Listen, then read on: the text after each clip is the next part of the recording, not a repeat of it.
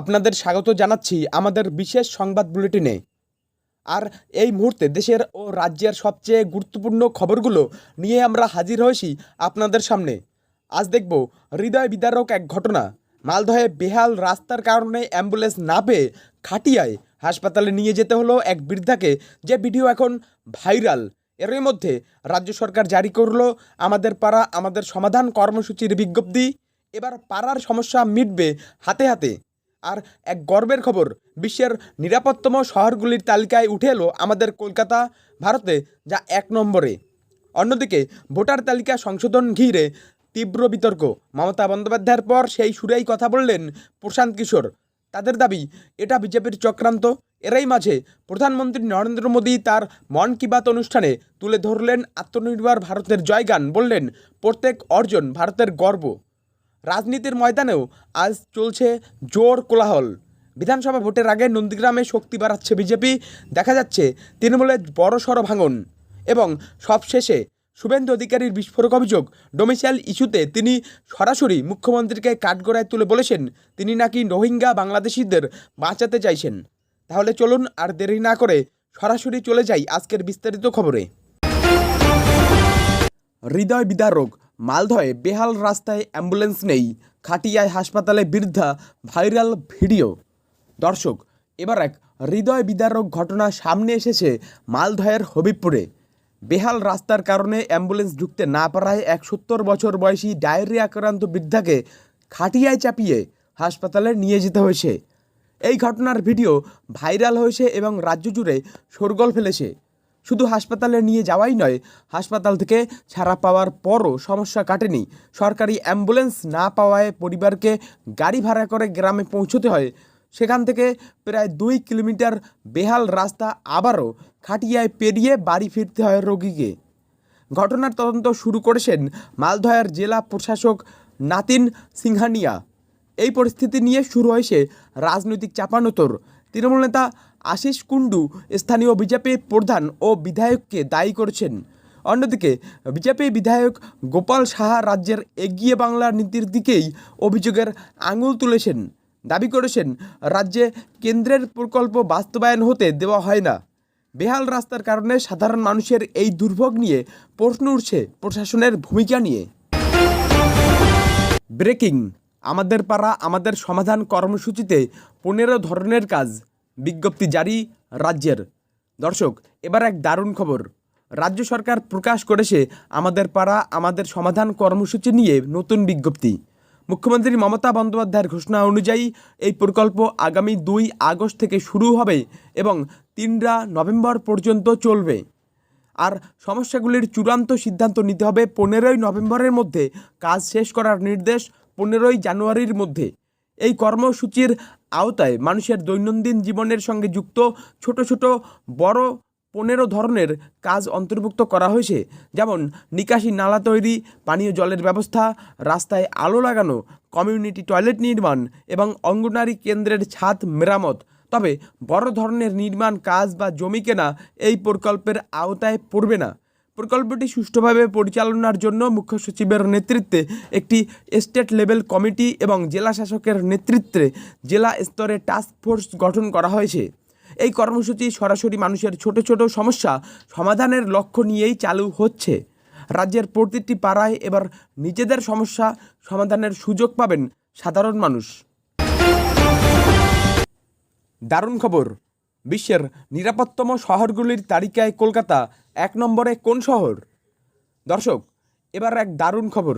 বিশ্বের নিরাপত্তম শহরগুলির একটি নতুন তালিকা প্রকাশ করেছে নাম্বিও ডেটাবেস। আর এই তালিকায় 166 নম্বরে স্থান পেয়ে নিজেদের প্রমাণ করলো আমাদেরই কলকাতা। শহরের অপরাধের সংখ্যা মাথায় রেখেই তৈরি হয় এই তালিকা। গত 9 বছর ধরে সংযুক্ত আরব আমিরাতের রাজধানী আবুধাবি এই তালিকায় 1 নম্বর স্থান ধরে রেখেছে, যার কারণ সুরক্ষিত জীবন, স্থিতিশীলতা এবং উন্নত জীবনযাত্রা। আবুধাবির পর দ্বিতীয় স্থানে রয়েছে কাতারের দোহা, এরপর সংযুক্ত আরব আমিরাতের দুবাই ও শারজা যথাক্রমে তৃতীয় ও চতুর্থ স্থানে রয়েছে। পঞ্চম স্থানে রয়েছে তাইওয়ানের তাইপে, ষষ্ঠে বাহরাইনের মানামা এবং সপ্তমে ওমানের মাস্কাট। অষ্টম স্থানে রয়েছে নেদারল্যান্ডসের দ্য হেগ। লক্ষ্য করার বিষয় হলো পৃথিবীর প্রথম 7টি নিরাপদ শহরের অবস্থান এশিয়াতেই। ভারতের অন্যান্য শহরগুলির মধ্যে আহমেদাবাদ 77 নম্বরে, জয়পুর 96 নম্বরে স্থান পেয়েছে। এই তালিকা নিঃসন্দেহে কলকাতার নাগরিকদের জন্য এক গর্বের বিষয়। ব্রেকিং, ভোটার তালিকা সংশোধন বিজেপির চক্রান্ত। SIR ইস্যুতে মমতা পিকের একই সুর, কমিশনও দিল ব্যাখ্যা। দর্শক, এবার এক চাঞ্চল্যকর খবর। বিহারে শুরু হওয়া ভোটার তালিকা সংশোধনের বিশেষ প্রক্রিয়া অর্থাৎ SIR ঘিরে দেশজুড়ে তীব্র রাজনৈতিক বিতর্ক চলছে। তৃণমূল সুপ্রিমো মমতা বন্দ্যোপাধ্যায়ের পর এবার সেই সুরেই কথা বলেছেন রাজনৈতিক কৌশলবিদ প্রশান্ত কিশোর অর্থাৎ পিকে। তারা দুজনেই অভিযোগ করেছেন এটি বিজেপির চক্রান্ত।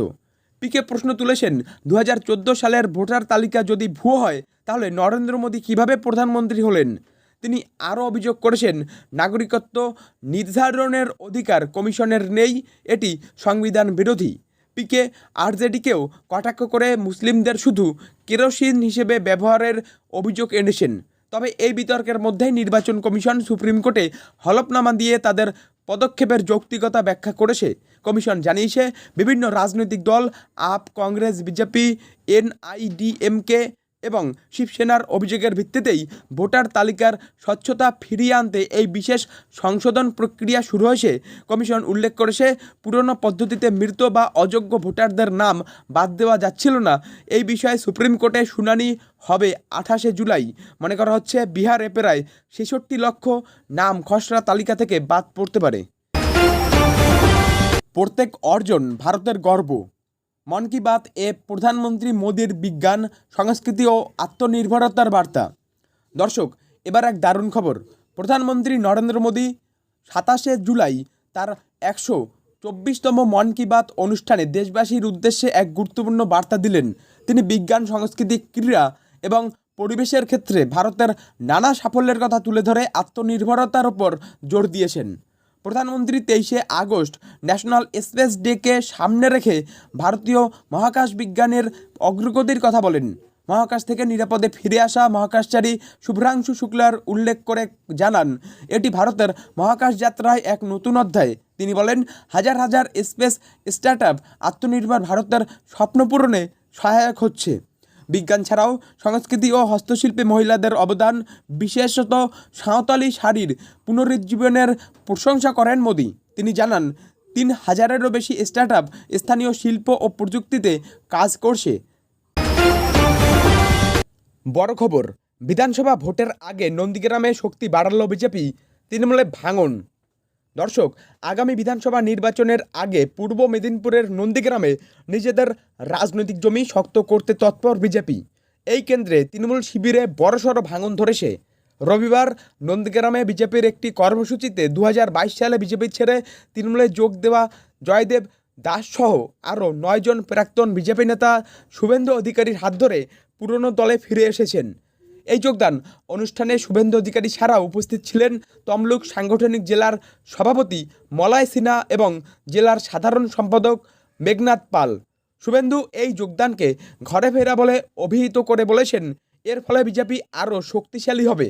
তবে তৃণমূল কংগ্রেস এই ঘরোয়াস্তি নিয়ে পাল্টা আক্রমণ করেছে।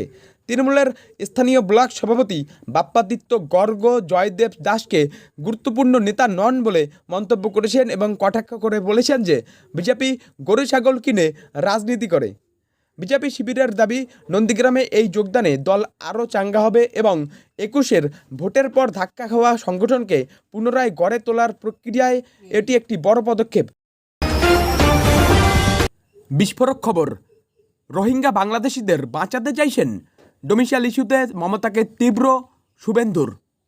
দর্শক, এবার এক বিস্ফোরক খবর, কার্গিল বিজয় দিবস উপলক্ষে আয়োজিত এক অনুষ্ঠানে মুখ্যমন্ত্রী মমতা বন্দ্যোপাধ্যায়কে তীব্র আক্রমণ করেছেন বিরোধী দলনেতা শুভেন্দু অধিকারী। তার বিস্ফোরক অভিযোগ, মুখ্যমন্ত্রী নাকি রোহিঙ্গা ও বাংলাদেশি মুসলিমদের বাঁচাতে পরিকল্পনা শুরু করেছেন। শুভেন্দু অধিকারী দাবি করেছেন, আইপ্যাকের সঙ্গে বৈঠক করে সীমান্তবর্তী 8টি জেলায় প্রায় 75,000 মুসলিমকে ইতিমধ্যেই ডোমিসাইল সার্টিফিকেট দেওয়ার নির্দেশ দেওয়া হয়েছে। তিনি হুঁশিয়ারি দিয়েছেন, আগামী 31শে জুলাই থেকে কোনো নতুন ডোমিসাইল সার্টিফিকেট গ্রহণ করা হবে না। এই মর্মে তিনি কেন্দ্রীয় স্বরাষ্ট্র সচিবকে চিঠি দেবেন বলেও জানান শুভেন্দু। রাজ্যের আধিকারিকদেরও কড়া সতর্ক করেছেন।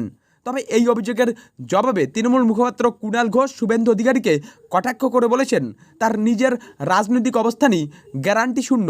তিনি বলেন, কমিশন এবং কেন্দ্রীয় বাহিনী থাকা সত্ত্বেও বিজেপি বাংলায় হেরেছে এবং এখন ভোটার তালিকায় কারচুপি করতে চাইছে।